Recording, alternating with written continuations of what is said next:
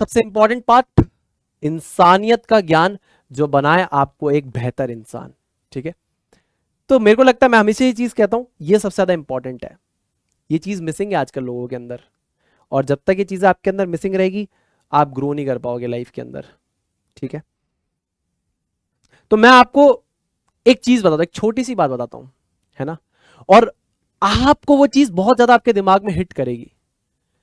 कैसे भैया? देखो, तो हमें पता है कि जब रामायण की हम बात करते हैं तो रामायण के अंदर क्या होता है कि जो बाली हैं, सुग्रीव के बड़े भाई बाली हैं, वानर राज बाली हैं, है ना, तो उनका जब कहर बहुत ज्यादा बढ़ जाता है, सुग्रीव की जो धर्म पत्नी है भार रहे हैं उनको लेके चले जाते हैं, सुग्रीव मदद मांग रहे होते हैं, है ना, और इधर से श्री राम भी मदद उनको भी चाहिए, है ना, तो वो क्या करते हैं, दोनों आपस में एक संधि कर लेते हैं, भाई साथ में रहेंगे। तो अब जब बाली सुग्रीव को मार रहे होते हैं तो राम जी छुपके एक तीर चला देते हैं, जिससे बाली की मृत्यु हो जाती है, बाली मर जाता है। हमें पता है ये चीज, बिल्कुल सही बात है। ये बात है त्रेता युग की। जब बात आती है द्वापर युग की, तो जो हमारे परमात्मा है स्वयं भगवान श्री कृष्ण, तो उनका जो अंत होता है, इस बात को बहुत ध्यान से सुनना, मैं क्यों बता रहा हूं, इससे सिर्फ मैं आपको कर्मा समझाना चाह रहा हूं। ठीक है, मेरा इस पे कोई भी वो रिलेशन नहीं कि मैं किसी एक पर्टिकुलर स्पिरिचुअल बिलीफ की कहानी आपको सुना रहा, ऐसा कुछ नहीं है। जो मुझे पता है मैं उससे आपको कुछ अच्छी चीज बताना चाह रहा हूं।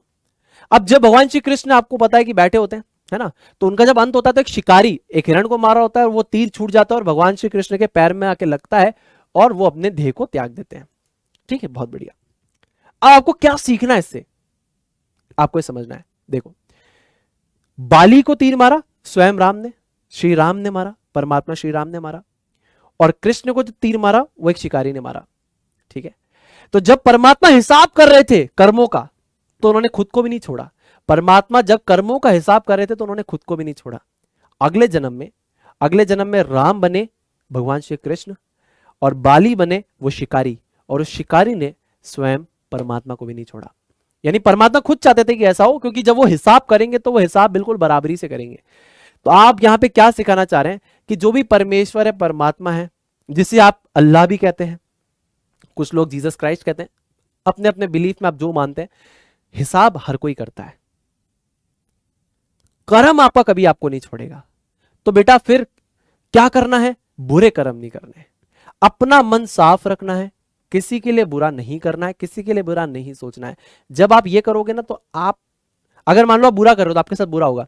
जैसे मान लो कभी कभी क्या होता है कि किसी के साथ कुछ बुरा होता है, कहते हैं ना कि दूसरे के दुख से दुनिया सुखी है, दूसरे के दुख से दुनिया सुखी है, उसके साथ बुरा हो तुमको मजा आ रहा होगा, तो भगवान कहते हैं अच्छा तेरे को मजा आ रहा है क्या, अच्छा तेरे को इससे मजा आ रहा है, ये ले तू भी ले ले। तो जब आपको किसी के दुख से मजा आएगा भगवान कहेंगे ये दुख तू भी ले ले बेटा, तेरे को मजा आएगा। तो कभी किसी के दुख में सुखी नहीं होना, दूसरों के सुख में सुखी होना अच्छी बात है।